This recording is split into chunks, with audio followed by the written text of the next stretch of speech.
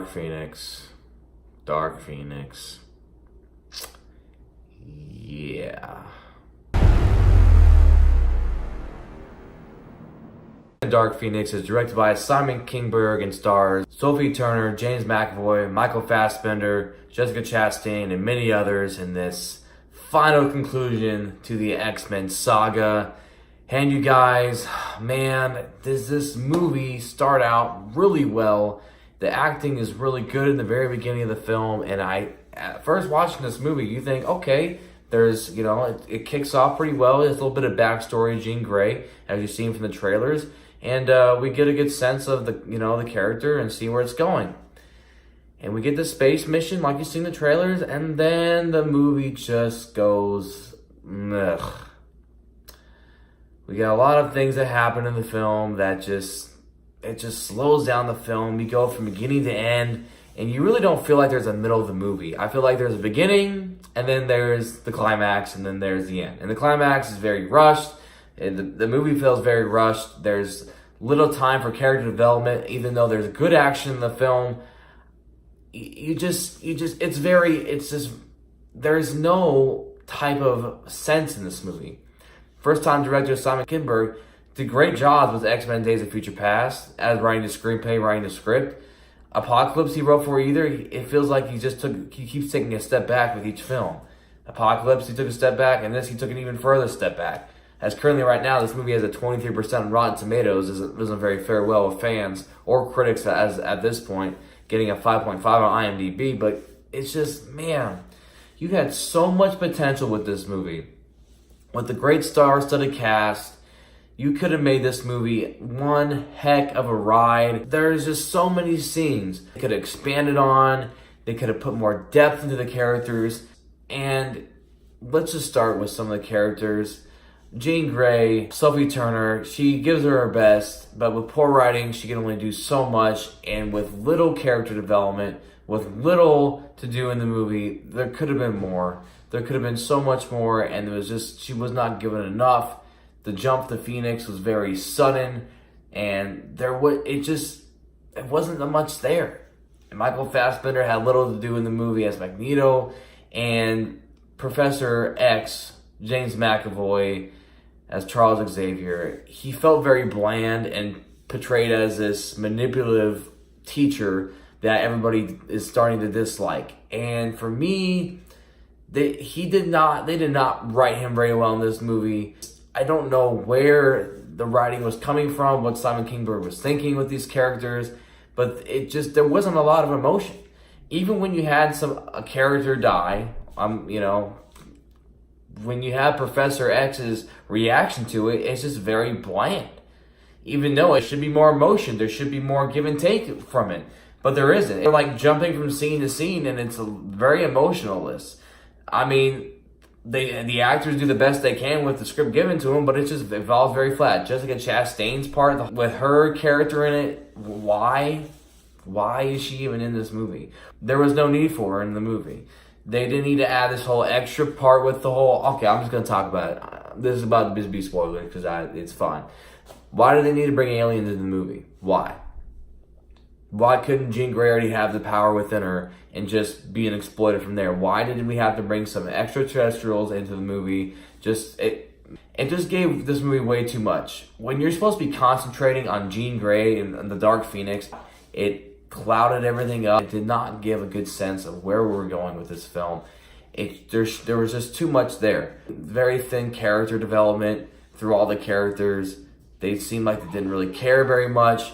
There was so much of a loss, so much of a distraction. When Raven dies, aka Mystique, I just think there's a little connection between her death just happens to go so quickly. Charles Xavier, Professor X, they've been together since they were kids, and the emotion isn't there. It's very brief, and it's just, they don't really go over very much, and they talk about it a little bit, but I don't know. This movie just seems rushed. The little character development seems rushed. When Eric comes into this, he's been hiding, or he's with other mutants on this island somewhere, and he's introduced, and it's just like, oh, okay, you're bad. I'm Raven, now I want to kill you. And that's how Hank feels the same way. Now I just want to kill you now. And they go attack her in New York. The movie just feels very pieced together super quickly. And I don't know, there's something in this movie that just doesn't feel right. It just feels like there's a lot of things that happen, really good action, but then there's a few set pieces, and this movie just moves at a weird pace. It doesn't flow well, and it just ultimately comes down to be very disappointing. At the end of the movie, the train climax, like I said, there's good action. Nightcrawler has some really cool things that happen. He does in the movie. I really enjoyed that. You don't feel connected to the characters like you do the original X-Men. Like Scott and Jean, you have the little kind of romance thing going on, but it's not much.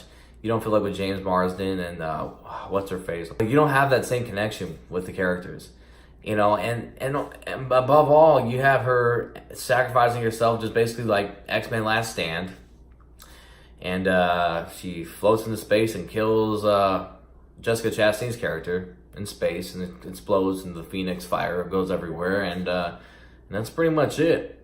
And then you see her that she's become one with like the universe, I guess, or something. I don't know. And you see again Charles and and Magneto, aka Eric, playing chess at the end of the movie, and you see her possibly in the atmosphere of Phoenix, and it ends.